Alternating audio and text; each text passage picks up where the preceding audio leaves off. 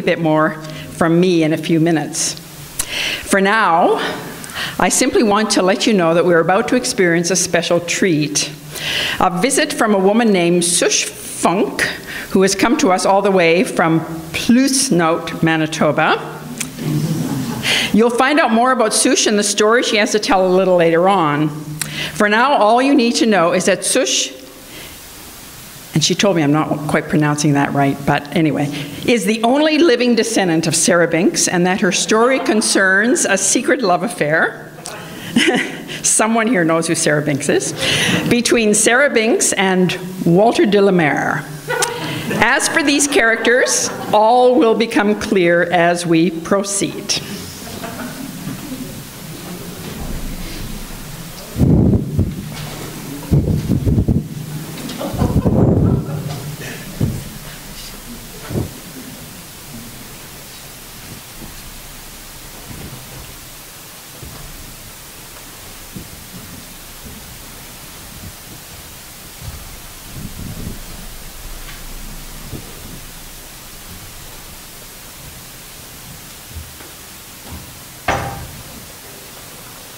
Dankeschön, Professor Thiessen. Ik zie een beetje nerveus.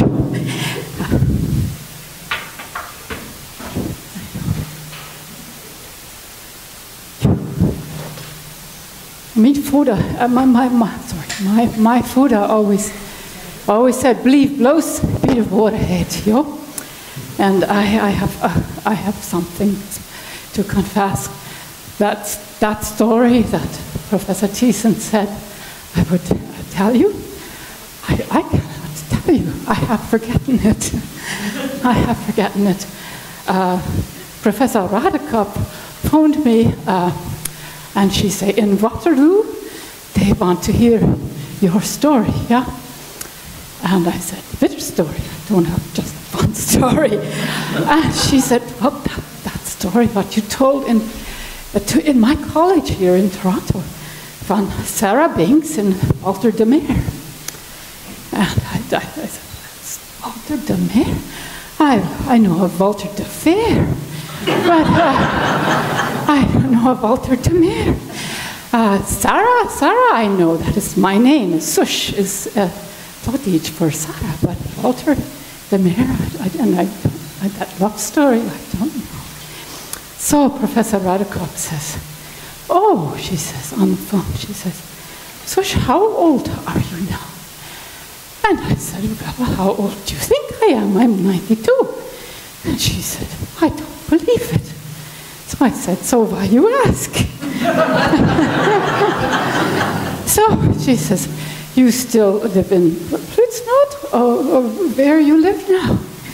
And I said, well, where you think I live? I live in the Ebenezer Heim in Altona. And she said, I don't believe it. I said, so why you ask? So she says, well, you come anyways, yeah? You have that bag that you had all full of shunt. And you take some stuff out of there, it will remind you. And you will have other stories to tell, yeah? And I think to myself, which bag? I have many, many bags, but I don't say because I know she will say, I don't believe it. So I say, but you know, and I no longer can speak the English very good anymore. It's with me almost all just Flottage and Hochdeutsch, Juditsch. I never have been able to talk. And she said, oh, then for sure you must come. In Waterloo, they love to hear the Flottage. And you say even just one word in Flottage, like Plusnout, and they already all laugh, yeah? So they will almost laugh themselves dead if you speak lots of Flottage. So, okay, I say, well, I go back to my friends in the Ebenezer home to talk about now what kind of stories I maybe could tell. And at Ebenezer home we have very, very good, I have good friends. I have one fun friend, she is like a Zasta to me. Her name is Zeus, yeah, that is That's Plautitsch for Susie, yeah, Zeus. It means also sweet, which is good. She is sweet. And she is a very good friend. And she speaks Plautitsch, and she speaks Jüdisch, and she speaks English, and we speak all together, all up mixed, and we can talk about anything. She's such a good friend. But it's a little harder with our other friend, Tina. And Tina, she is already 100 years old, and she, she was one of those Rusländer. Do you have some of those in Waterloo? Yeah, Rusländer. In her family, they go way back, and they did met fleet. How do you say met fleet? On purpose, they forgot all the Hochdeutsch, yeah, and they teach their children their kindern just to speak Hochdeutsch. Plautitsch was all gone. So then the kindern forgotten the Hochdeutsch, and they speak only English, and everybody forgotten the Hochdeutsch, and everybody forgotten the Plautitsch, and they all just speak English. But that would not be so bad. Now Tina, she is very old, and she has forgotten the Hochdeutsch, almost all the Hochdeutsch. The English is kaputt, all gone. She can only remember the Plautitsch. All she could talk is the Plautitsch. That would not be so bad, yeah? Is her Muttersprach, is her, mother tongue, yeah? But what was the worst thing is Tina had married again when she was already old. And her husband also is a Rusländer, but he is from the very stuck-up kind, and he has a son. And his son's name is Ronald, not Ronald, Ranald. His son's name is Ranald, yeah. And his son, he came to visit, and he shamed himself so much that his papa's wife could only speak Plautitsch, and his papa was speaking Plautitsch. And he said, she spoke English when you were married, could she not at least speak Hochdeutsch? It is so prost to hear you speak in Plautitsch. And after that, Tina, she would not speak Plautitsch anymore to Zeus or to me. And she said, no, don't speak to me in Plautitsch, that's so prost, that is so prost, no Plautitsch. So Zeus and I, we all the time now, when we speak to Tina, we just practice her the Hochdeutsch, so she can get her Hochdeutsch, so that the next time when that Urschloch comes to visit, that then she will be able to speak Hochdeutsch. And do you think he comes? Do you think he comes? No, he doesn't come. But to each other, Zeus and I, we speak Plautitsch most of the time, and at breakfast Zeus will come and she will say, "Good morning, Ola Zorja," and I will say, "Schön gesund, Ola Hund," and she will say, "Hove, Ola Zeja," and we talk always and laugh a lot. And sometimes Tina at breakfast, she forgets herself, and sometimes she can remember those Plautitsch things that have rhyme in them, so you never forget them. And just this morning at breakfast, she came, she walks with a walker, but she always comes to breakfast. And she has so much video, so much pain in her hafta, how you say hafta, in her hips, she has so much pain. So she's sitting at breakfast, and this is Tina, and she looks up and she says, "Nou joh, dan jinkt dat nog als dat gewoon niet jinkt." That is, you say, you can say in English, then it goes even when it does not go, yeah? And then Zeus right away says, "Nou joh, dan oot ze nog een beetje butterbrood en starft ze gans dood." Some people, you can hear Plautitsch, that is, "Nou joh," then she ate a little bit of bread and butter and she died all dead. And we laughed so hard that we cried, yeah. Well, so then I come to Toronto, to Professor Redekop. Yeah, she wants this story, and I say to her, "Well, you want love story? I have love stories. Yeah, I have here this little chest, this little cushion pillow.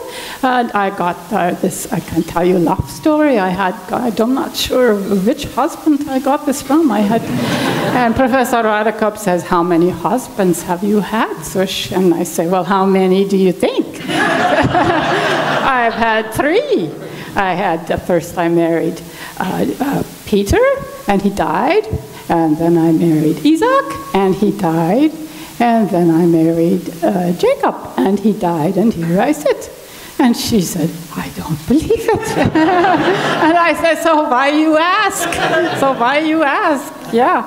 And she still wants love story, always love story. And she says, don't you remember that Walter, and she's again from this Walter de Meer, that he had this English oversetting of a poem, Du bist wie eine Blume?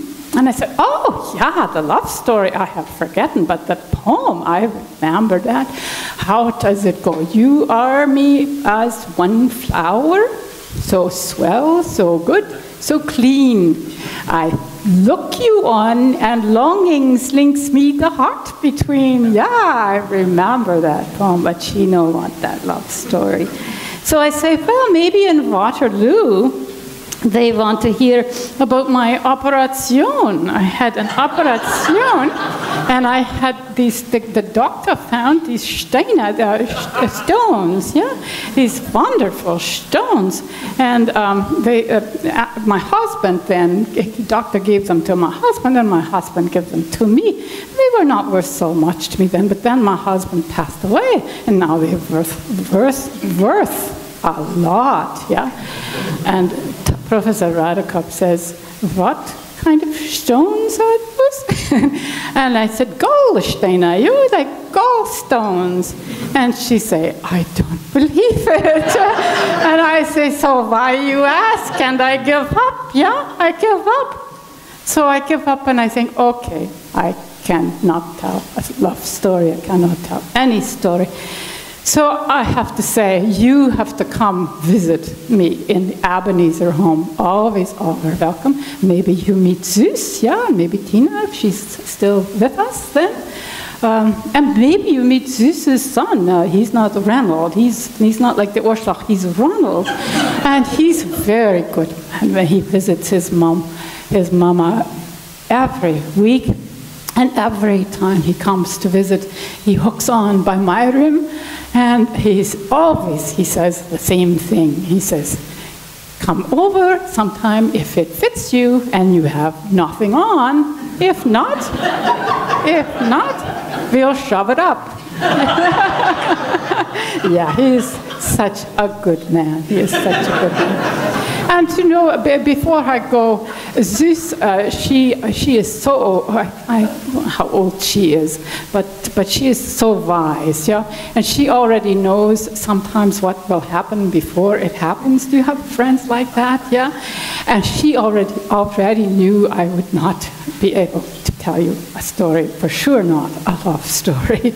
And so she said she would give to me, she got from, Zeus has a son in BC, and his wife Elsie, she got these special, very special candies, and she said in Waterloo they have all these Russlande, and she said in Russia the Kindern always got these special lobster candies.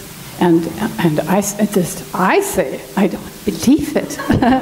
Lobster candies? I said, at Christmas time, in my house, we got lush with peanuts and Jap orange, yeah, and maybe an O. Henry bar, but never lobster candies. And she said, no. She says, no, not a lush. It's a toot. It's not a lush. It's a toot. And we always had lobster candies. Well, I guess she knew. Anyway, I have here lobster candies for all of you from Zeus, yeah? And I don't know, there are so many people here, Professor Thiessen. Maybe you can make like Jesus, yeah? Yeah? with the broth and the fish, yeah, and make it more, yeah. I will leave them here, and you can make sure everybody gets some. Now, my father always said, auf Wiedersehen, wenn nicht hier, dann da. You know what that means? If not here, then there. Yeah? But auf Wiedersehen. But Zeus and I, we always say, Oudai, je reist in een grote tij. Grease your big toe. Yeah? Not grease. Greet your big toe. Yeah. Oudai. Oudai.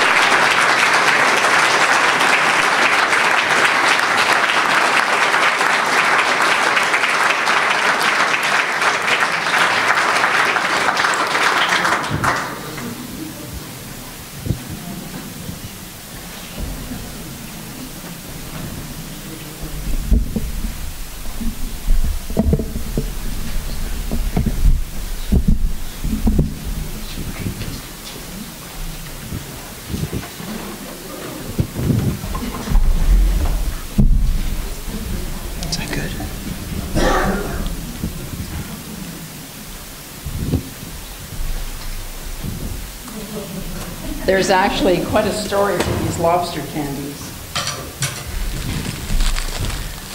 A Mennonite novelist who shall remain unnamed was quizzing a number of people of his generation about what we got in our bags on Christmas Eve. And in fact, it was Elsie in Abbotsford, British Columbia, who, when we mentioned these lobster candies, which I grew up with, certainly, and as soon as I open the bag, I can smell it. It's a red sort of raspberry candy. You can smell the peanuts. So if anybody's got there might be peanut allergies, so I won't distribute them at all then. Are there any peanut allergies in the room? No? I guess it's okay then.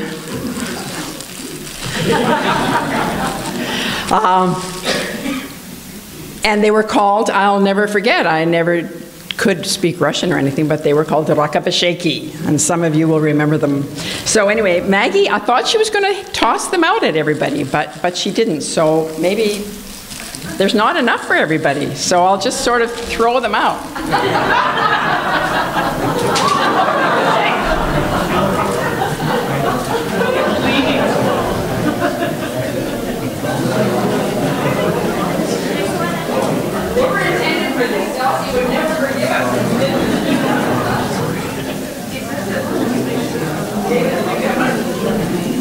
I got a bunch of, Elsie sent me a bunch of yeah, here. I'll have another one. For Dildy, I have another one.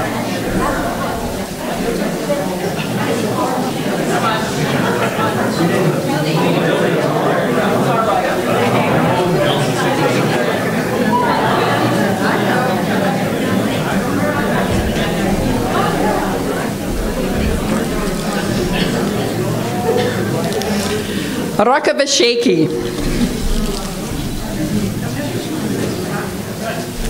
Russian Mennonite children would have Christmas Eve services, and at the end of those Christmas Eve services, the highlight would be we would walk out through the back of the church sanctuary after the singing, and the men who were in charge that year would be in the back with brown paper bags, and as Maggie said, brown paper bags that had in them usually peanuts and other nuts in the shell, rakavasheki, those kinds of hard candies, and occasionally, I know I got an O. Henry, but others have said that that's more luxurious and extravagant than what they got, and always an orange, you know, the way we used to get those mandarins wrapped in the little green tissue. Well, Magdalene Redekop will come back to us. You might not recognize her when she gets here. Language play. There's a lot of it in the Russian Mennonite literature of the past half-century, especially the first generation, Rudy Wiebe, Patrick Friesen, Die Brandt, Armin Wiebe, all of whom grew up in 3 languages, English, High German, Low German, or Plautich. You'll find no reference to Plautich in the work of David Bergen or Miriam Taves, members of a younger generation who simply seldom encountered this language of Russian Mennonite village life. The older writers are quite comfortable engaging in what linguists call code switching, the act of alternating between languages or dialects, a normal product of bilingual or multilingual language use. Patrick Friesen, some of you will recall, Patrick Friesen greeted his audience last week in Low German. And Rudy Wiebe occasionally signs his emails with it. Olit basta, he says, all the best. Both Rudy Wiebe and Di Brand, among Mennonite writers, have written fairly extensively about Plautich, their childhood language of every day, of home, family, the rural yard, and the village street. High German was for church, Bible reading, and prayer.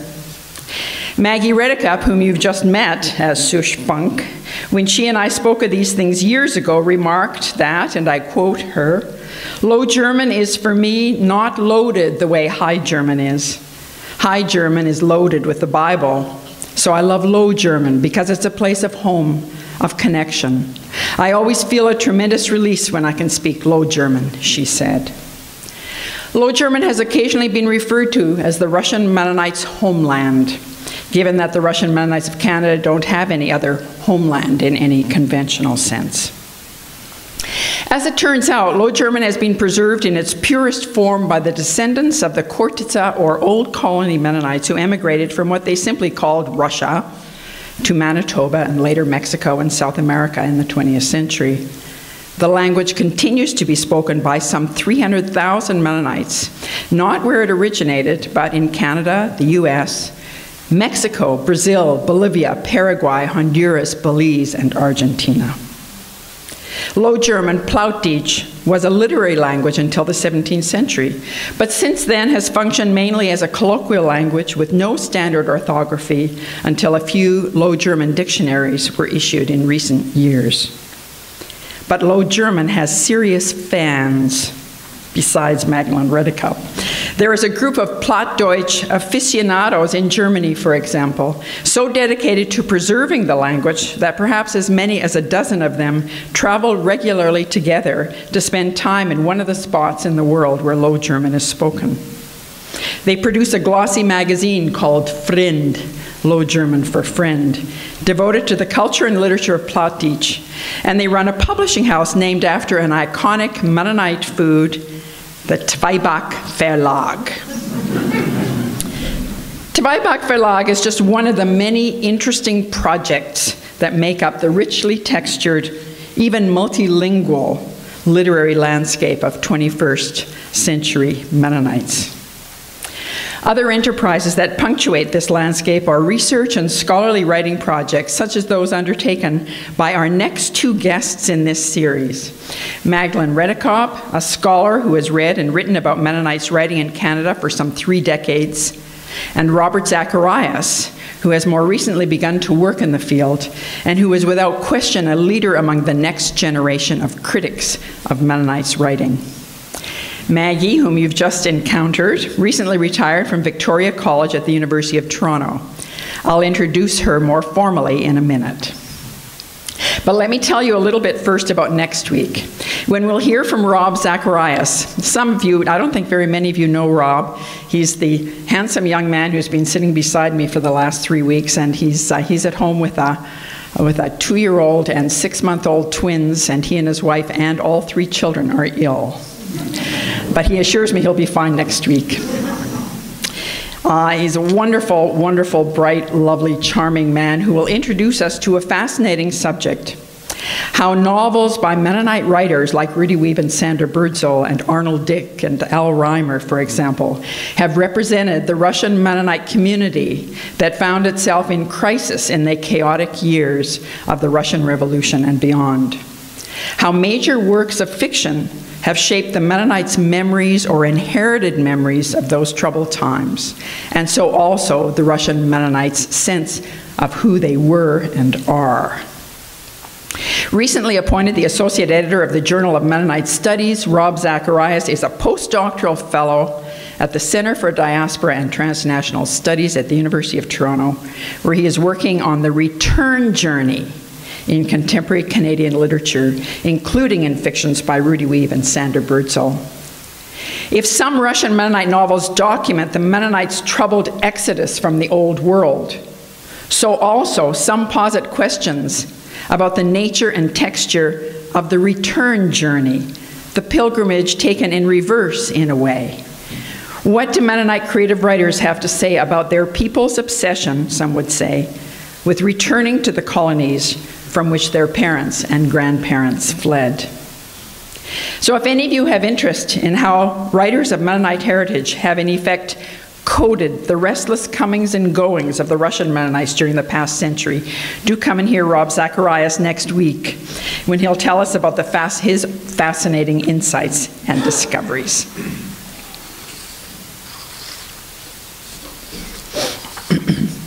Now back to tonight's delightful subject of laughter with our transforming and transformed performer guest, Magdalene Redekop. Maggie was born the last of 12 children in a Mennonite community in southern Manitoba. She was so far to the end of the line that she had nieces and nephews before she was born. She found a place for herself in the family home soon enough, she told me some time ago, quote, on a kitchen stool between the wall of the dining room and the kitchen and the space between the stove and the wall. There was a stool, and I would sit on that stool right next to the stove, and that's where I would read. Magdalene Redekop became a student of literature, and after earning a PhD at the University of Toronto, she joined the English department of Victoria College at the U of T, where she taught until just a few years ago. She's well known and beloved as a teacher of the comedy of Canadian fiction. She's a respected specialist on Alice Munro and a much valued scholar of Mennonite literature. She's published widely in the field of Mennonite writing, including a few years ago a long article entitled The Mother Tongue in Cyberspace in the very first issue of the online journal for the Center of Mennonite Writing. By the way, you can access this online journal, another interesting project in the landscape of Mennonite literature, by Googling simply Mennonites writing, all one word. A lot of fascinating material there. One of Maggie's even more recent scholarly publications is an article entitled Haunted by Hymns, The Fate of Melody in Mennonite Poetry. Magdalene Redekop's current major project is a monograph tentatively entitled Making Believe, Mennonites and the Crisis of Representation. So you see, academics never really retire. Tonight she brings with her a love of laughter in Mennonite writing and a wealth of energy, passion, and insight about literature, clowning, and life in general. Please join me in welcoming her to the stage once more, Professor Magdalene Redekop.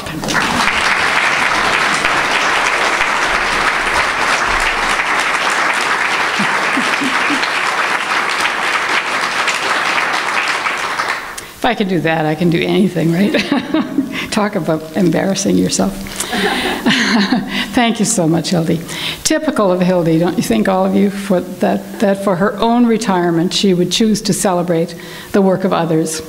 It was a red-letter day for Mennonite writing in Canada when Hildy Fraser-Thiessen was made Dean of Arts at this college.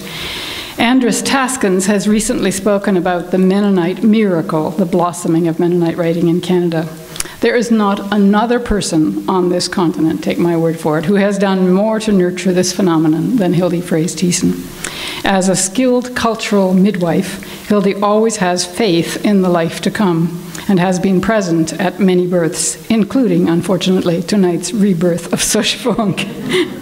You can blame me for the amateur quality of the acting, but for the fact that Sush appeared at all, blame Hildy. Multiply Sush many times over, and you can see this woman has a lot to answer for. We who write have come to count, Hildy, on your unfailing generosity, the gracious style, your tact, and most of all, your always open mind. Hildy, Sush and I thank you, and Conrad Grebel College, for your hospitality. With this series, Hildy has all of us looking backwards, and I've been watching them on the web. At least I watched David and Patrick. I guess you could say, looking backwards, when I look backwards, that comedy is my Weltanschauung, although the word seems too pompous to me. A heavy High German again. Over the years, I have kept coming back to an aesthetics of imperfection that you can find articulated, if you're interested, in John Ruskin. If something is perfect, then it is dead, even art. I guess Glenn Gould would disagree with me. What is alive is by definition imperfect. A lot of clowning is staged failure. I just staged a failure, didn't I? That makes us aware of the limits of our body. I went so far as to take a course in pachinko clowning several years ago. Each clown in this method creates a series of masks and performs rituals around that mask. The process is more than a little scary because the characters you create seem to gain a life of their own, and yet at the same time are an expression of something deep inside you. Pachinko is clowning without words. Clowning with words can take a variety of forms. Mump and Smoot, I don't know if you've ever seen Mump and Smoot, they speak gibberish, an invented language. Peter Sellers for example, speaks the words of the Beatles song, "She Loves You, Yeah, Yeah, Yeah," and he does it in Cockney and in Irish and in German, risking political incorrectness now. Laughter at this kind of humor does risk reinforcing stereotypes. Laughter is about power, so by no means is it always benign. If the joke is on you and you don't get it, you know what I'm talking about. But there is no question in my mind that there is an aspect of laughter that is humanizing at a very deep level. Henri Bergson got to the heart of this, I think, when he said that the human body makes us laugh when it reminds us of a machine. The jack-in-the-box is the example he gives. Running gags or other kinds of repetition are another. I don't believe it, so why you ask? It's so easy, you just repeat it a few times. And laughter's role is to convert rigidity into plasticity, to restore the human element. Such broad answers to what causes laughter are important, but my main focus today will be on clowning as related to the laughter that comes with ambivalence about ethnicity. My related focus will be on language and orality, what the maid said to Peter when he betrayed Jesus, "Thy speech doth betray thee." And I should say, by the way, that I'm used to talking in a time slot professors are of 20 minutes. That's about my own attention span, so if you want to leave after 20 minutes. But Hildy insisted I had more than 20 minutes, and so I timed myself, and at one point I did get this down to 30 minutes, but then I know there are going to be asides, and so don't laugh. Don't waste time by laughing. Just kidding. Anyway, okay, so I'll start timing from here, right? Maybe I'll cheat. I always cheat on crossword puzzles, so why not? Imagine you are watching a parade of clowns. Think of yourself as being in one of those big tour buses, and me as one of those guides pointing out the sights. I think of Sush Funk as a straggler coming in at the end of a long parade of Mennonite clowns. And since tour guides can get boring and irritating, I'm going to give you something to think about in case I should forgotten myself and drone on too long. Hazard warning for new retirees, right? So don't answer now, but think about this question. Who was the very first Mennonite clown? And when I come back to that question, this O. Henry bar goes to the person who gets the answer first. Let me begin by telling you what I look for when I observe clowns. Over years of teaching a course in Canadian comedy, I have become interested in a particular literary figure that I call the ethnic, nostalgic, grotesque. I know it's kind of a mouthful. This figure is not a capitulation to nostalgia, but an acting out of nostalgia, the better to see it and understand it. And the body of this kind of clown is not that represented by classical realism, not the perfect idealized body, but rather what Bakhtin calls grotesque realism. We all get there when we're old, by the way. But Bakhtin says the grotesque body is one that tends to emphasize the lower body and all the various orifices, especially the mouth. And the other one, the word Sush uses for Reynolds, It's funny I didn't have to translate that one, did I? Bakhtin gets this from Rabelais, and he assumes that the folk laughter that results is redemptive. The question I would ask is, what happens to Bakhtin's assumption when the folk are divided into many ethnicities, as they are in Canada? For the sake of clarity, I am going to talk as if there is a separate Mennonite parade, but of course our parade is all mixed up with those of the other cultures. Contrary to the impression given by dances done on Canada Day, in our pluralist Canadian culture, the traditions cross-fertilize each other. I got the idea of this kind of parade from the Orange Parade in a story by Alice Munro called Who Do You Think You Are? The flaming bigotry, that's Munro's phrase, visible in that parade has a strong Presbyterian flavor, and a clown called Milton Homer steals the show and performs parodies of church rituals. The Scottish nostalgic grotesque figure that is part of Alice Munro's tradition is a mishmash of drunkenness and plaids and bagpipes sticking out every which way. The Mennonite version of this figure seems to want to wear a babushka and stubbornly insists on speaking Plautich. Mordecai Richler's The Incomparable Atuk is another example, a grotesque figure of conscious nostalgia that mixes Eskimo with Jewish traditions. The laughter evoked by such satire is uncomfortable. We wince now, even if you say Eskimo instead of Inuit. This kind of discomfort may be one reason why our rich Canadian tradition of satire is so sadly understudied. By no means are all the clowns I will talk about such grotesque figures, but it helps to keep this larger picture in mind and to be on the alert for satire. Before we turn our attention to the Mennonite clowns in our parade, let me, as your tour guide, first ask you to take a look at the lay of the land. Here in Ontario, there would likely be Swiss Mennonites on the bus, but you will notice that the clowns who publish, and this is a series about writing, are almost all Russian Mennonite, and that they keep talking about Manitoba. Here in Ontario, it is all peaceful, rolling countryside, and there are Swiss traditions of tolerance that have shaped the history of this province. But we Russian Mennonites, we keep thinking in terms of Ditseed and Yantseed, us and them, whether it's two sides of a river that cuts through the flat land of the prairie, or it's the Molochna or the Kortitsa or the GC and the MB, always there is that fault line. If you look at the larger North American picture, however, the two main kinds could be seen as the Swiss branch and the Russian Mennonite branch. Peter Erb, an astute cultural critic, has reflected on the reasons for the difference, the embarrassment of riches in writing by Russian Mennonites in Canada, and what he calls the paucity of it among Swiss Mennonites. There are notable exceptions, but the numbers are there. Music is another story, of course, which is an interesting subject, but not my subject here. Certainly, when it comes to clowning, it is not for any lack of humor that the Swiss Mennonites are not part of my writing clown group today. Erb writes about the self-deprecating humor of the Pennsylvania Dutch, and I've no doubt the Amish also have a rich oral tradition of humor. Swiss Mennonite poet Jeff Gundy once put forward the humility theme as the requisite ingredient of Mennonite writing. He joked about himself as a Swiss Mennonite boy hanging his head in shame while listening to Hildy Fraser Thiessen boasting about the number of awards given to Russian Mennonite writers in Canada.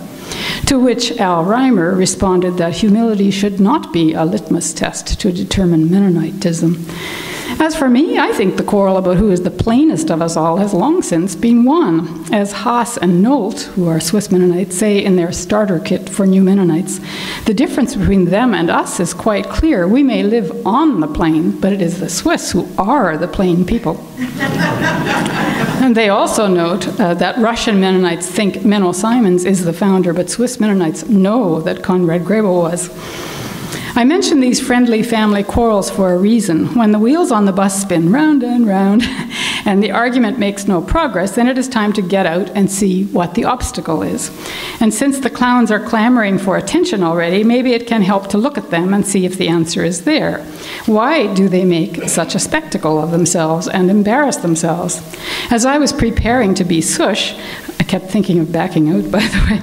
I kept thinking to myself that I must have been nuts to agree to do this. But why did I? And I'm not alone in my foolhardiness. Paul Thiessen has commented somewhere, I have to ask you where, because I can't find the reference, maybe I'm making this up, on a histrionic tendency in Mennonite culture. Am I right? Did you say that somewhere? Yeah.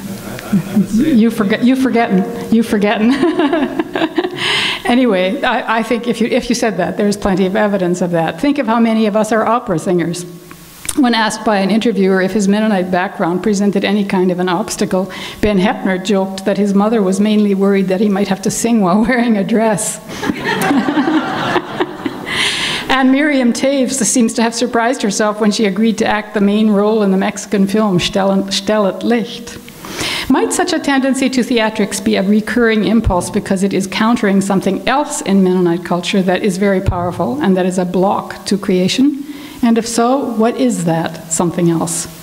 My short answer to that question is the emphasis on plain style that is part of our Puritan tradition.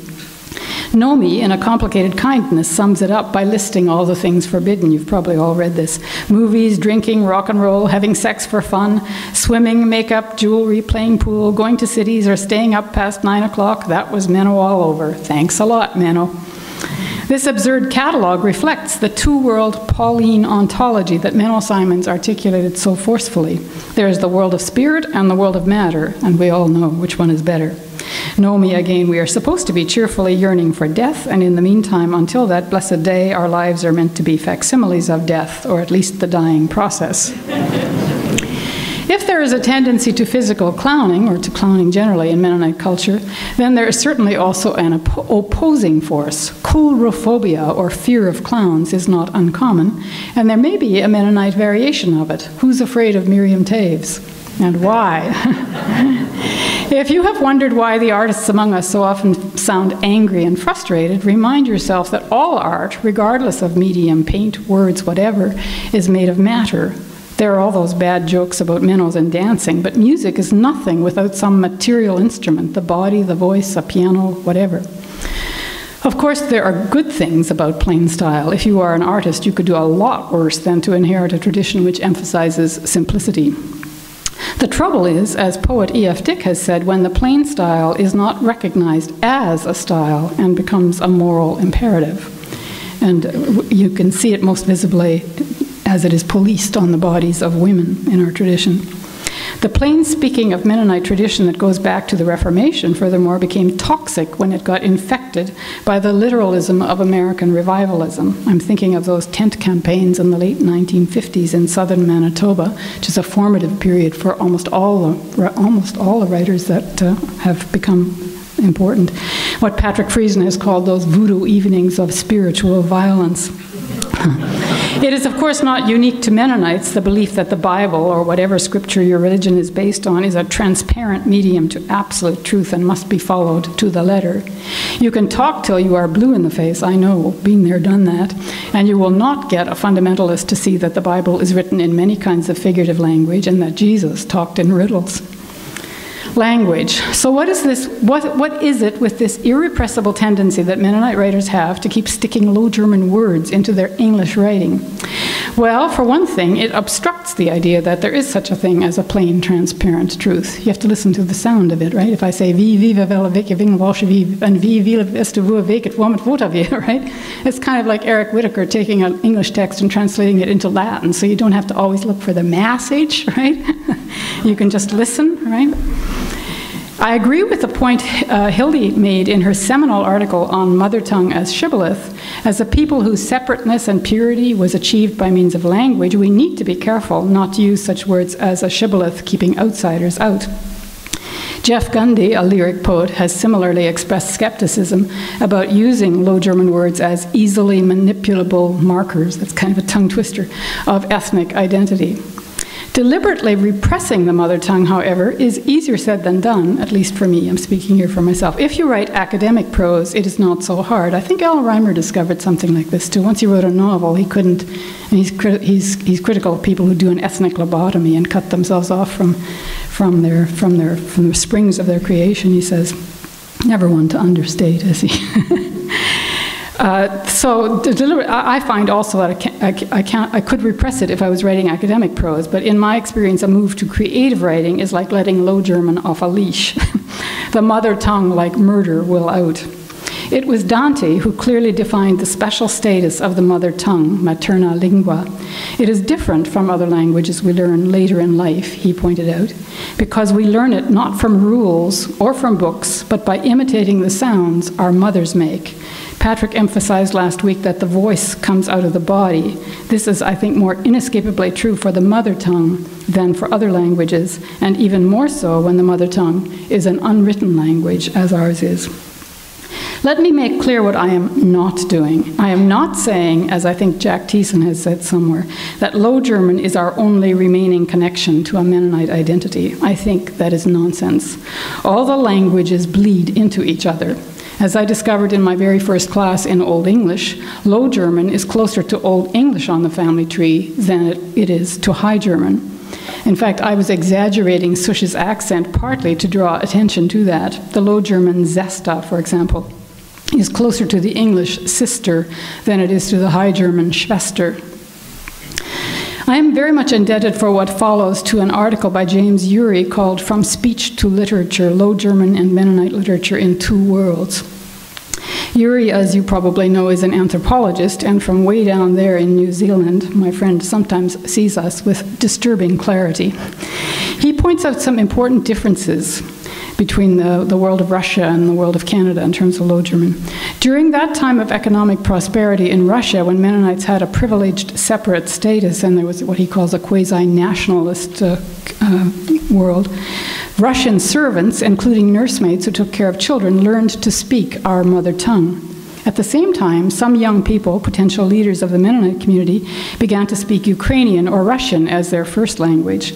The equation of High German with Mennonite religion, especially now that many of the religious leaders had received higher education in German or Swiss theological institutes, raised the issue of how best to maintain High German in a Russian environment. Low German came to be viewed by some as an unnecessary, common, and uncultured form of speech that stood in the way of learning High German.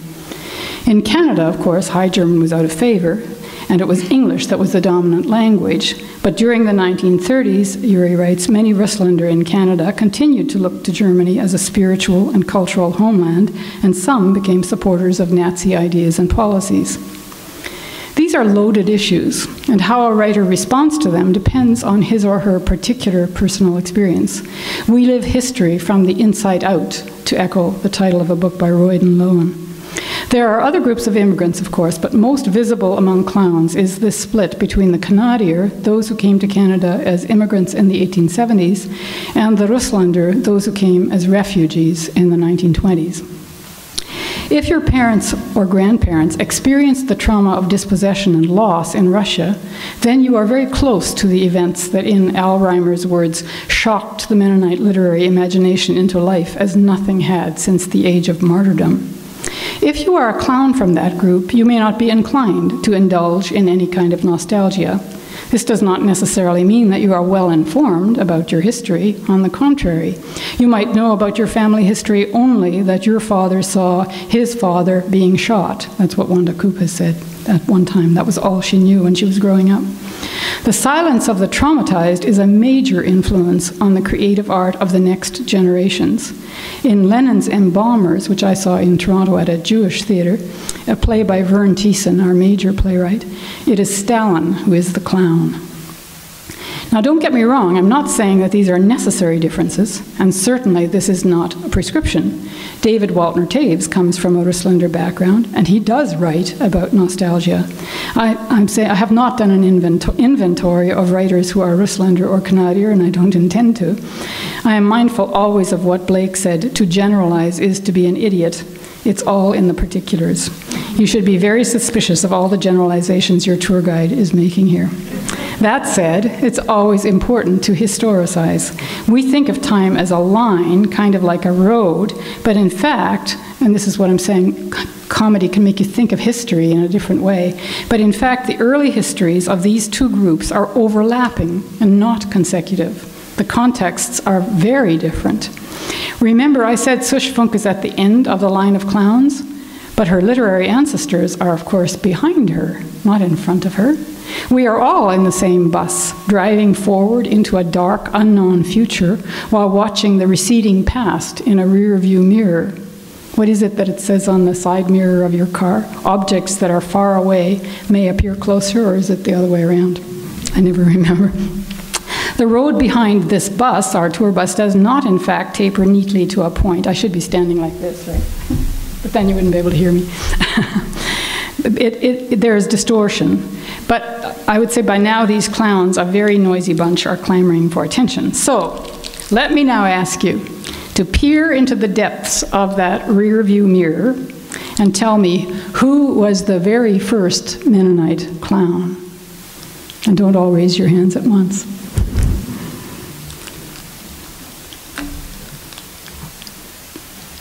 David knows, so. No? Oh, come on, guess. Somebody's, I can't eat this whole Henry bar. Anybody want to venture? Who was the first Mennonite clown? Ha! Who said it? Mennel Simons. She got it.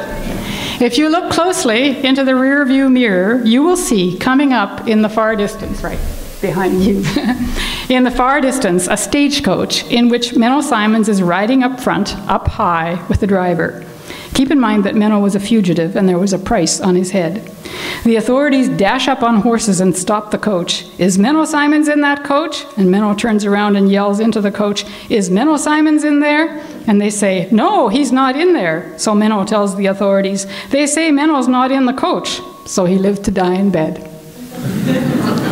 Such survival lies are clever ways of getting around the moral imperative of plain style. We owe to American critic Irvin Beck the rediscovery of a Dutch Mennonite tradition of Mennonistenstreken, Mennonite tricks. In Europe at that time, the phrase was apparently used to describe Mennonites in the same way that pig-headed was used to characterize Lutherans, and bigoted was used for Calvinists. I'm not making this up. Oral stories about Mennel Simons and his various ways of evading capture include one in which Mennel falls into a barrel of molasses, and the women all take a lick of molasses from his hosen so he won't leave a trail. Beck calls this an etiological tale, which means it's a tale about origins. It's the origin of the sweet tooth. You could say that it explains why Russian Mennonite children like to eat lobster candies. Apparently they're very sweet. My son's girlfriend is Russian, I mean really Russian, not Mennonite, and she says they're very sweet. Beck sees these trickster stories as validating Mennonite culture. I'm quoting him, not Mennonite theology, but the compromised culture that has emerged in applying ideal to reality. This Mennel, he says, is the creator, the quasi-divine figure near the creative origins of Mennonitism, who established the special gifts of the tribe, the sweet tooth and the ability to survive. And in his bumbling behavior in the molasses story, he is the foolish buffoon as well, unquote. And a clown, I would add. Thanks a lot, Mennel. Now we have the tour bus inching forward and the clowns are catching up and demanding attention, so I have to say it is an embarrassment of riches. I will have to be content with pointing out a few interesting ones.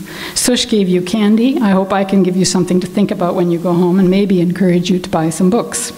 And remember, please, that this is work in progress, and please bear with me if some of this is still not quite clear. I'm hoping that you will ask some clarifying questions afterwards. So since this is about writings, we can't go to the writings of Mennel Simons because they're not funny, are they? The writings of Mennel Simons, our first clown, will give you lots about that Pauline split world and will help you to define the obstacle that provokes comedy, but nothing to make a bridge to that oral trickster tradition. Mennonite Low German is not a written language, but it is not for lack of trying. Two clowns that do come out of a written Low German are hammering on the windows of our bus at this point. One is fat and one is thin, but they are not Laurel and Hardy or Abbott and Costello. Their names are Kaup and Boer. If you were in Manitoba at the time that the radio station CFAM first started to broadcast, that will be where you first heard them. That's how I know them. I cannot read Low German. I just simply don't have the patience. So it's my memory. And actually I read it on that, I do read some Kaup and Boer on that online thing that I did. Kaup and Boer are our very own ethnic nostalgic grotesques. These clowns are the creation of Arnold Dick, identified by most Mennonite literary critics as the father of Canadian Mennonite writing. The accepted view of our literary history now is that it all began with a small group in Russia led by Arnold Dick, whose name was actually Abraham, but he didn't like that because it sounded too Jewish. By Arnold Dick, who, L. Reimer writes, had a concept of ethnic identity that was to a large extent modeled on the German concept of Volk and Kultur.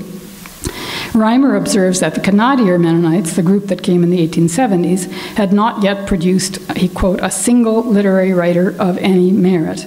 He refers to Sarah Binks by the Canadier Paul Hebert as an isolated literary phenomenon that can be regarded only peripherally as Mennonite. This model of literary history is based on a 19th century view of a body of texts as supporting a particular group identity, and the work in progress that I have is to develop a different way of looking at literary history, but I won't bore you with that. I don't know if you have ever had root canal, but if you have, you may know that sometimes it has to be redone if the x-rays did not pick up a hidden root. Be grateful if you don't know what the heck I'm talking about. In my own approach to clowning, I do not discount the central importance of Arnold Dick as a root, but I think that previous histories have turned a blind eye to the fact that Paul Hebert is also an important root.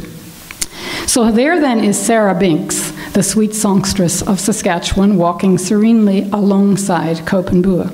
I say alongside because of the timing. Dick was born in 1889 in Hochfeld, Russia, now Ukraine, and Hebert was born in 1892 in Pilot Mound, Manitoba. That they were, in fact, contemporaries challenges some assumptions that lie behind the accepted literary history of Mennonite writing. James Urey and others have described the shock response of the Russlander Mennonites when they arrived in Manitoba and discovered that the Mennonites there spoke a poor quality High German and, most shocking of all, still spoke Low German in daily life. Urey points out that whereas in his Low German writings, Arnold Dick had attempted to relate Low German speech to High German literature and culture, in reality, the speakers of Low German in Canada were already forming a close alliance with English. Moreover, the use of Low German in Canada, unlike that of High German in a Russian context, happened, as Urey notes shrewdly, within the bounds of Canadian nationalism, not in opposition to it. It is a legitimate identity of Canadian ethnicity, but this is a cultural, not a religious identity, unquote. What the Russlander sometimes forgot, it seems to me, is that while they were building their commonwealth in Russia, life was going on in Canada as well. After the sod huts were built and land was cleared, there were, in fact, Canadier people like Paul Hebert who were educated. Hebert had degrees in philosophy, philology, and chemistry. Is he or is he not a Mennonite writer? When I raised the question at the end of a conference in Winnipeg a few years ago, Rudy Wiebe responded quickly. Paul Hebert never identified as a Mennonite, he said. But a friend of Paul Hebert's told me that in his old age he talked with some puzzlement about having been disowned by the Mennonites. I am puzzled too. What accounts for this blind spot in our literary history? It's too large a question for today, but when I try to get myself into a Russlander space, and I haven't been able to read you enough stuff from Sarah Binks to make this maybe meaningful, but I wonder if perhaps the meaningless nonsense, if ever there were useless poems, some of them are useless, in Sarah Binks might seem like silly parlor games to Russlander readers. The fact remains that Paul Hebert got into that place where all the languages bleed into each other. He was a philologist. And in the middle of that space, he created the figure of Sarah Binks, the sweet songstress of Saskatchewan. I believe the comedy of recent Mennonite writers cannot be fully appreciated if you do not acknowledge the Hebert root. As Urey points out, much of the recent writing by Mennonites has come not from Russlander who were taught to forget the Low German, but from Canadier whose parents often made a direct transition from Low German to English. Go directly to jail, do not pass go, do not collect lobster candies. Urey notes shrewdly that in the Canadian context, the use of Low German is not threatening, and High German no longer supports a Mennonite identity centered on a sense of religious peoplehood. Low German is out there with all the other plebeian vernaculars, Yiddish to Mordecai Richler, Gujarati to Vasanji. It can be put forward in all its absurdity, and people from other ethnicities recognize themselves in the situation. In the Mennonite world, however, Urey adds, Low German can threaten religious aspects of Mennonite identity. It can be a way of attacking, I'm quoting from him, the sacred shibboleths of the church community, and to puncture the pretensions of the learned who stress high culture. It has to be said, I think, that there are also class reasons, the low and the high, to repress the Low German. It's about status anxiety. Perhaps no writer has done more to achieve a puncturing of such pretensions than Armin Wiebe. And here now, in our rear-view mirror, I see looming large two figures, a very big woman and a rather sheepish-looking man, Yash Siemens and his Ota. Ota is definitely a Bakhtinian grotesque. not the ideal classical figure, not the pure and plain bride of Christ, but a grotesque, realistic body with ballooning parts. Of course, the flavor of the humor is scatological. The rhyme about Ota at school, where she is mercilessly bullied. Ota, ota, pestem vota. I won't do the rest. If you read modernist and postmodernist fiction, you know that the male loser is a very popular figure. We are used to seeing emasculated men. I find them not so appealing when they are earnest. But when they are clowns, then yes, bring them on. But even when they are clowns, mostly, think of all those male buddy movies, mostly the women are nowhere in sight, except as objects of male fantasy. But in The Salvation of Yash Siemens, the male loser Yash has to come to terms with Ota, swelling up larger than life. The only salvation for Yash, the only way to be a mensch, is to learn to act like a frühmensch. At the New Year's Eve mumming, Dummheit, Mutatje said, old Dummheit from Rusland. For sure it's Dummheit to be in the box of a 3-ton truck on New Year's Eve with a dress on and Mutatje's pink girdle and her size 49 brassiere full with 2 wind balls. Dummheit. But Hova Jake said there had to be a woman along with the brumtup, and I am the smallest, so what could I do? Unquote. On that New Year's Eve, the clowns in the wagon end up going to church, to the Sylvester Abend service, and they get all mixed up with the clowns in church. You can see that these clowns will take over my parade if I let them, but I hope I've said just enough to persuade you that this book and the other comedies by Armin Wiebe are crucial for anybody trying to understand the Mennonite comic tradition. And now I see in my peripheral vision the lovable figure of Tante Tina. She seems to be very close, maybe she's even in this room. Here, the new issue raised is that of clowning as related to lyric poetry. As a male poet, David Waltner Taves could have stepped into a comfortable, centuries-old tradition where male subjectivity is represented. It's the I that expresses itself in lyric poetry, and the female is derealized or posited as an object of love. But for David, as for Armin, to be a mensch seems to be to learn to be a frühmensch. In fact, one of his first books of poetry was called Good Housekeeping. That must have gotten misshelved a lot. Misshelved. For a male poet to realize the female, to give it subjectivity in poetry, is to write what is a kind of dramatic monologue. In this case, it captures ambivalence. The 2 points of view, Tante Tina and Hänschen, act out a complicated kindness. Language is the sponge that absorbs the tensions and that releases them in laughter. Hänschen must be one of those Russländer who spoke High German as a child, otherwise he would call her Tante Tine and not Tante Tina.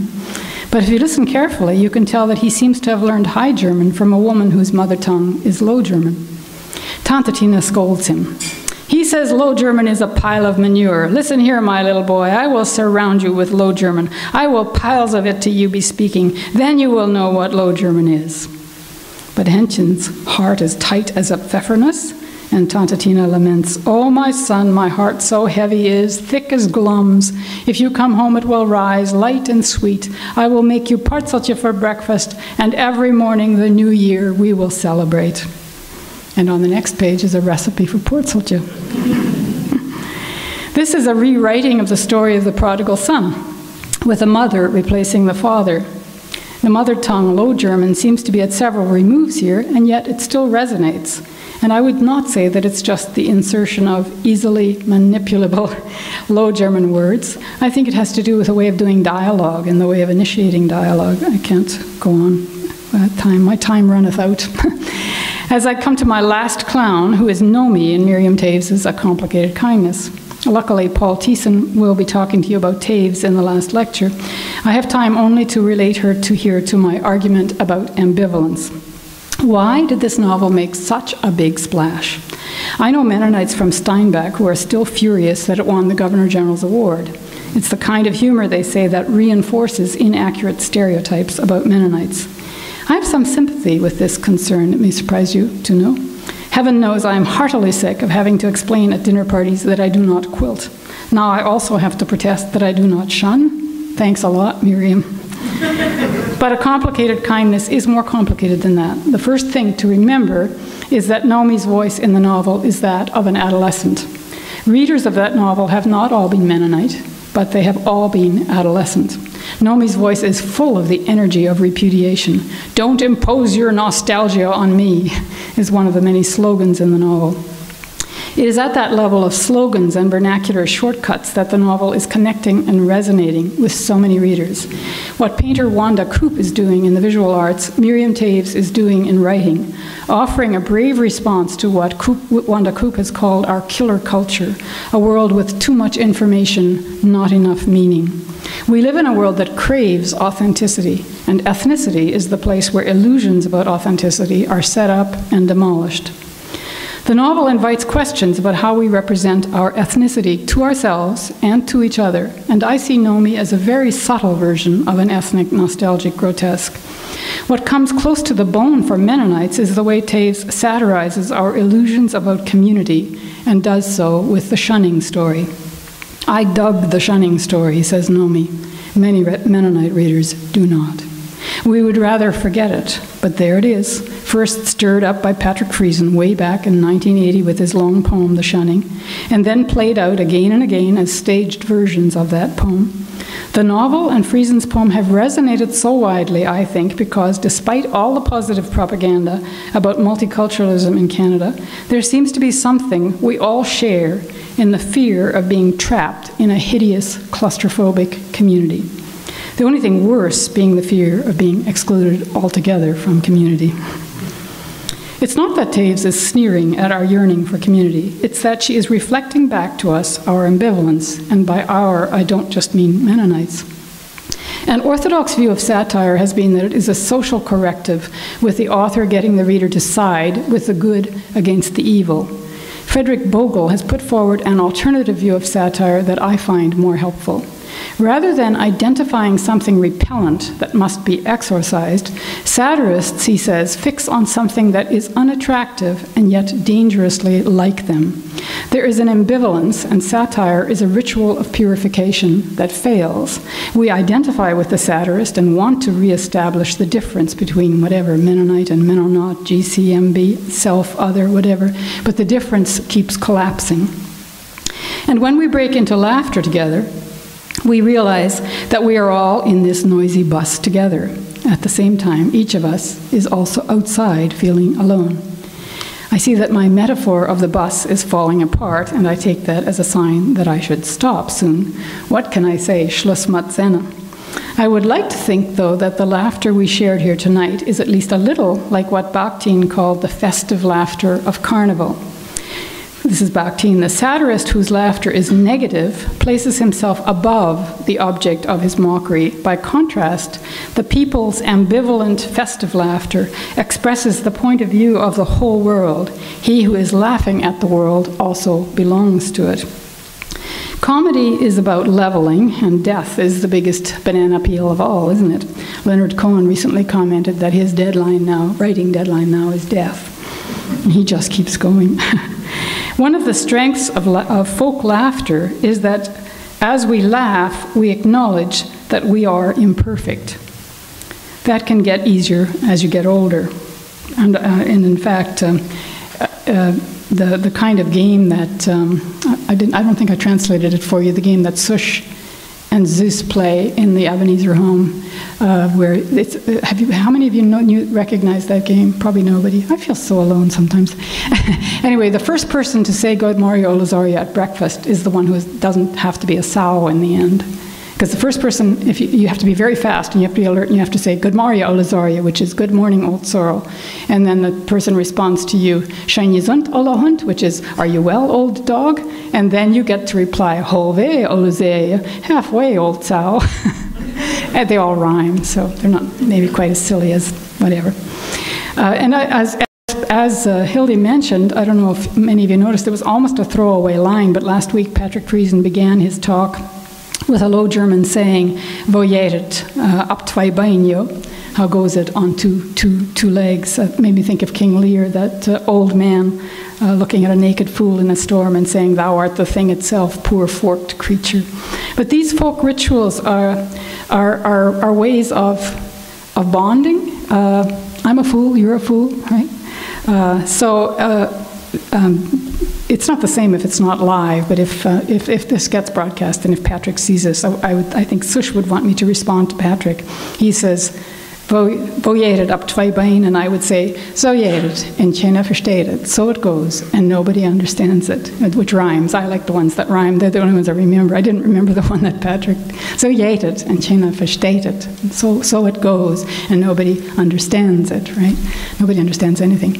So what am I saying? I guess I'm saying lots of people can write. You have to be a very fine writer to write the kind of clowns. I've chosen a cream of the crop clowns that we have from our writers, but that when it comes down to it, I guess I'm saying we're all clowns. It's a survival tool. Thank you.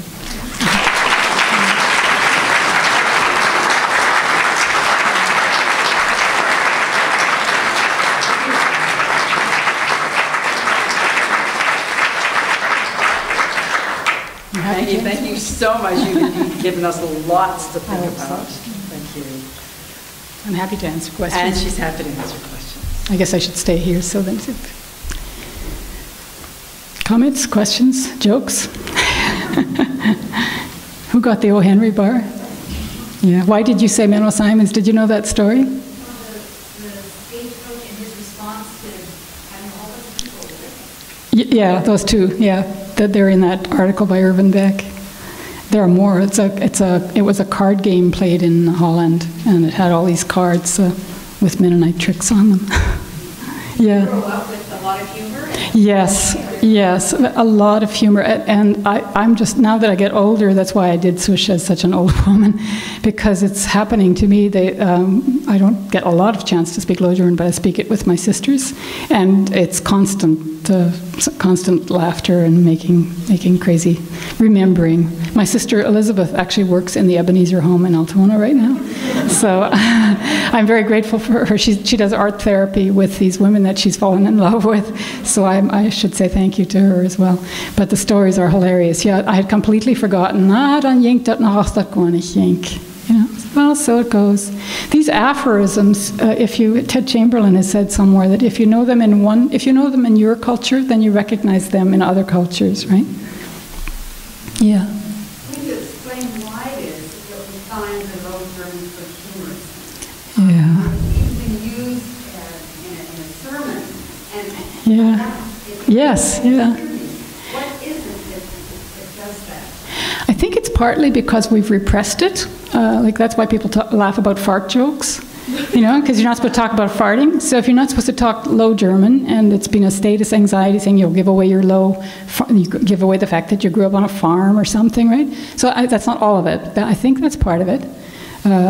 You suddenly hear it, and it's quite an effort to repress it. It's not just us individually that are doing it. Think about what Patrick said, that the shunning was called "It Will Give Rain." Tomorrow it will give rain.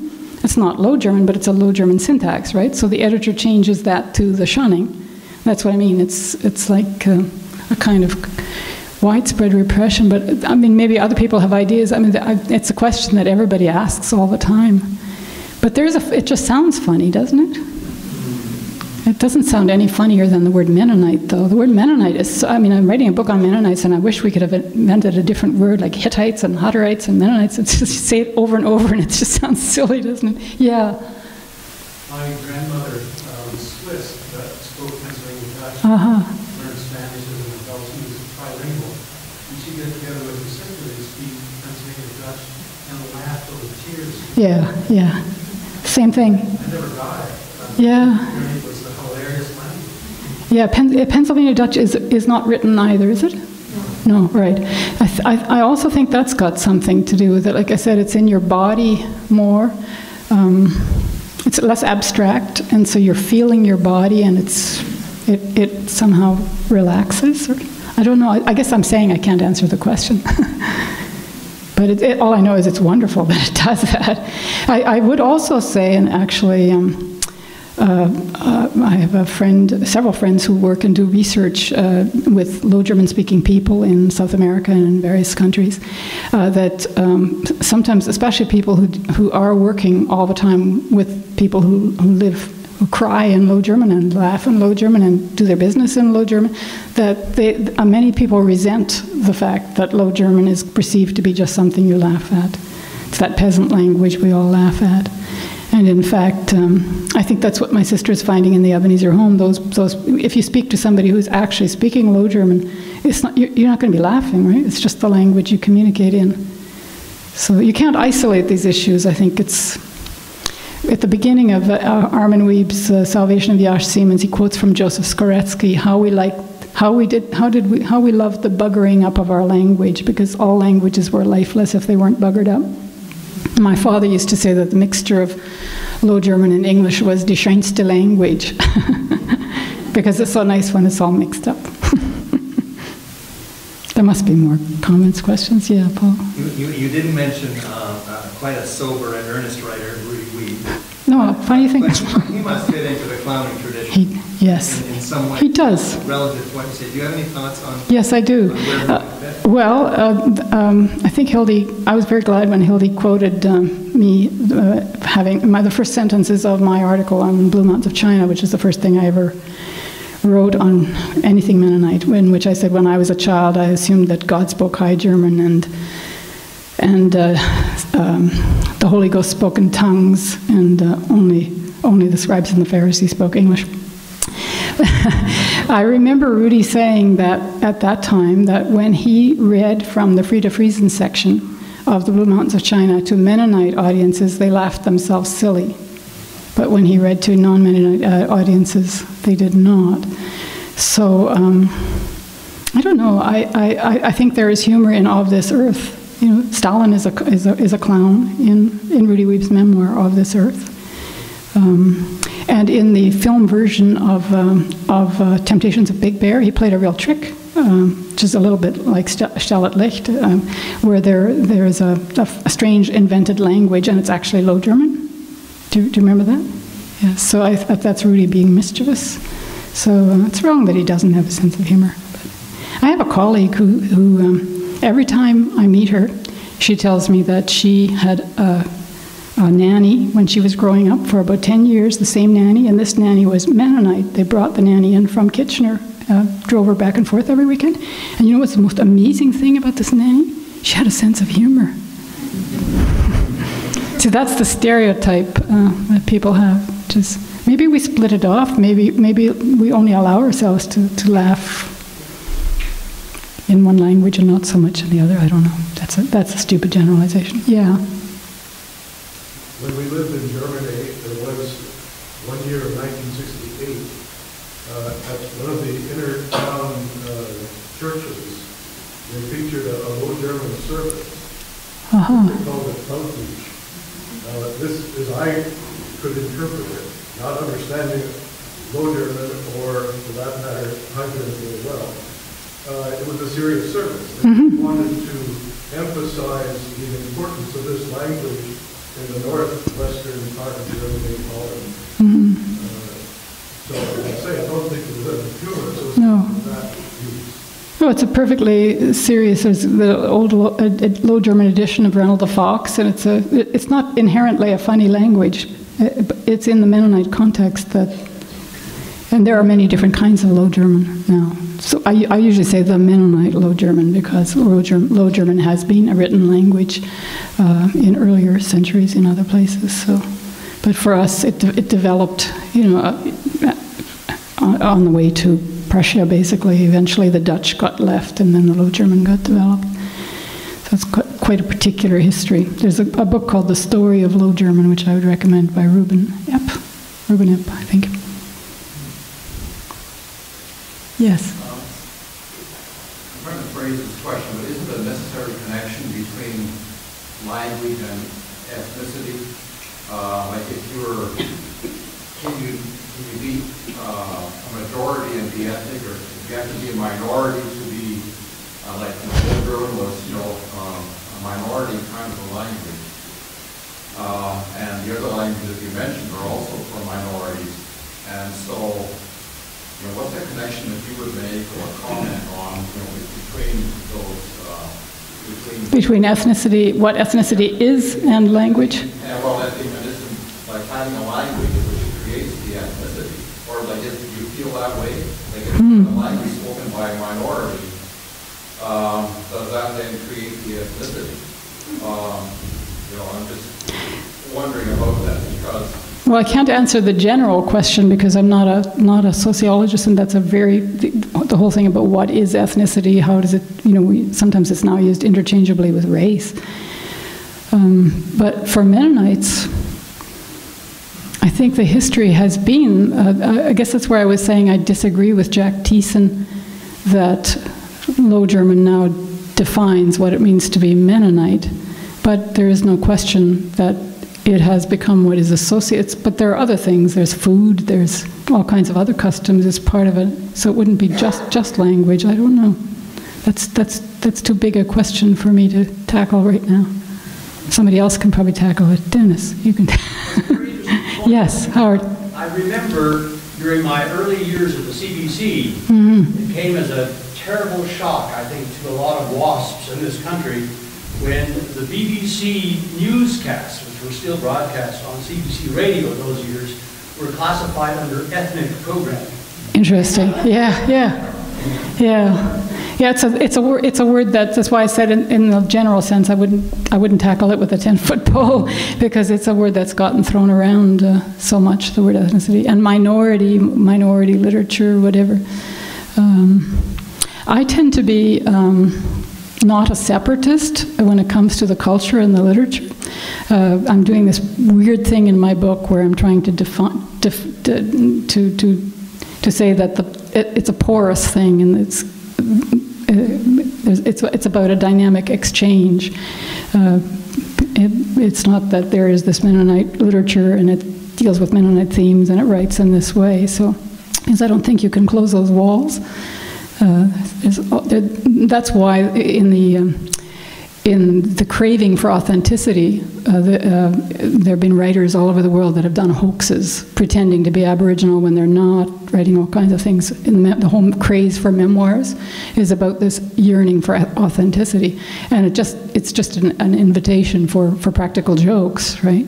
So I think I'm more of it's just a soup out there, right? We're all borrowing from each other, but some things are definite, and your mother tongue, what you learned as a mother tongue, and how that comes. And the reason I did Swish the way I did is because it's true that it does happen. I know particular cases of people who have not spoken Low German in their family, and then when you get old, you forget all the other languages, but the Low German, your mother tongue, is still there. And it doesn't come in a pure form. It comes with a package of all kinds of other history, ethnicity. Off This Earth, doesn't Rudy Weeb have his mother telling Stalin off in Low German? I think so. Yeah. She wants to take him by the collar and tell him off and say, "What did you do? Wo hast du dem umgebracht?" Her brother, who got vanished. Yeah. It's interesting when I was reading that book. The only way I got to read quietly, and then I come to the Low German, and the only way I couldn't read it. The only way I could understand it was to say it out loud. Yeah. You speak Low German. I don't Yes. speak it well, but I don't remember my Yeah. dad speaking it. And the only way I could just hear my mother saying it, and I had to hear myself say it. Yeah. And then you could speak it. Yeah. It made sense to me, but I couldn't read it. Yeah, no, I cannot read Arnold Dick. The only way I could do the thing that I did online was to do it out loud and to laboriously sound out each word and then memorize it. Because it's just really impossible to read. But yeah, there's something there about the whole alternation between abstraction and the body, and what you're yeah. I'm Swiss Mennonite, but I work with some old colony and Low German Mennonite women in many low-income that would have came directly from Mexico and other South American countries. And as you're talking, as I'm listening, that idea of the suppression, I just was thinking about them talking, and there's several that are starting to go off to school and can read English now, and are reading a lot of these books I'm giving them to them and translated. But on Facebook, the one specifically who is knowing different languages and Spanish, she is writing Low German, Plattdeutsch. She's writing it? Her friends on there, and it's fascinating. And it's out of laughter. It's out of, she's a very Yeah. A woman who just loves to laugh and that. So you can tell, can't read it enough, but you can tell that it's something they are wanting to continue on.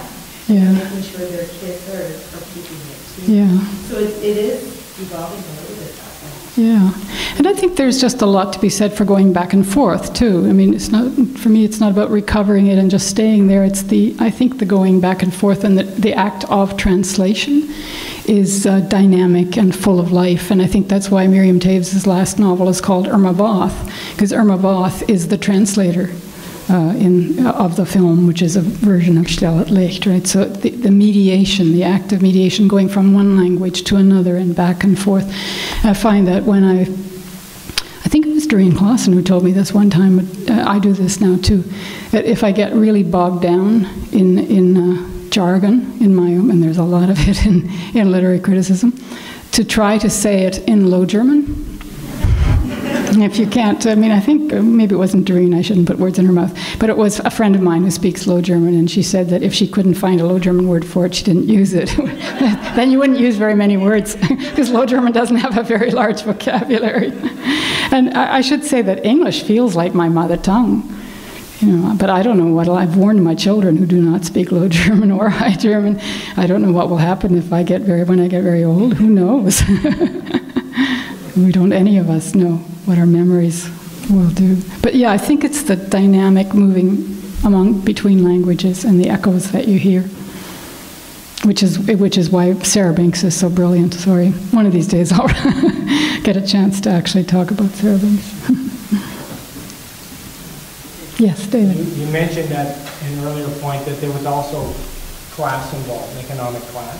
Mm-hmm. And I recall my family is not just Russian Mennonite, but fairly wealthy, well-educated, right? Mm-hmm. I think that Maggie's mom wanted to be a physician at one point when she was young, right? So there were these aspirations and culture and so on. And I know when my mother was in the nursing home toward the end, she was annoyed that so many of the people around her resorted to Low German. She was. She wanted to speak High German and English. Yeah. And she wanted to talk theology, church politics, those kind of things, and they just wanted to talk about their families and the farm. And it really annoyed the heck out of them. And it's not to diss my mother or anything, so it wasn't disrespectful, but I think it's a class thing. Oh, it is very much a class thing. But so in this case, it wasn't just the language, though; it was the subject matter. Because I can certainly, if I still had my mind around me, with me, my wits a bit with me when I'm that age, I would also not want to just talk about kitchen things. I would still want to talk about ideas. You seem to indicate that there was an association. Yeah, but there is. Yeah. Well, my mother-in-law went through a state. My mother-in-law was a Russlander, and as you can tell, I'm Canadian, right? But my late husband was a Russlander, and. It was her experience to temporarily lose the High German and the English, and then be horrified that she was catching. And one of the things that seemed to me to be registering with horror to her is that all of a sudden I was the only one that could converse with her at family gatherings. Because I was the only one in the family that could speak Low German. I really enjoyed that little short stage there. But then one time when I was speaking Low German, she said, no, das ist zu prost. She didn't want me to speak Low German. She was trying really, really hard. Perfectly understandable, because that way she could still speak to her children. Yeah, my husband was, my late husband was trying, when my father died, he had started to try to learn to speak Low German, but then my father died and he quit. But I think when his mother started to speak Low German when she was old, he was always wishing he had learned Low German. But, I think you've given me the impression that humor goes together with piety, levity and piety, that it's a reaction to the... A reaction against piety, you mean? Yeah. I'm wondering about young people, about older people, younger people. I think younger Mennonites are losing piety. Are they going to lose humor as well? I don't think piety of various kinds is ever going to, unfortunately, be gone. Propriety, piety, all those smarmy things, they will always be with us in one form or another. Maybe not the particular form that came down to us. I always associate it with, this is not fair, I associated with it with the MBs. You know, that you had to carry a church, you know, to carry a Bible to church. You not only had to go to church, but you must carry a Bible when you're in church. That's what I think of that as, but that's not fair. Yeah. Now, before we launch into any further stereotypes, I'm sorry. as a born MD, I will nevertheless thank this Canadian. MBs, they're the Anabaptists. You're not the MB unless you've been immersed. So. Oh, yeah. Anyway, thank you again, Maggie. It's been fabulous the entire evening. We enjoyed Sush immensely, even though I still can't say it quite well. I can understand the Low German, but my parents never got me to speak it, so I can't roll my tongue around it. But thank you. That was...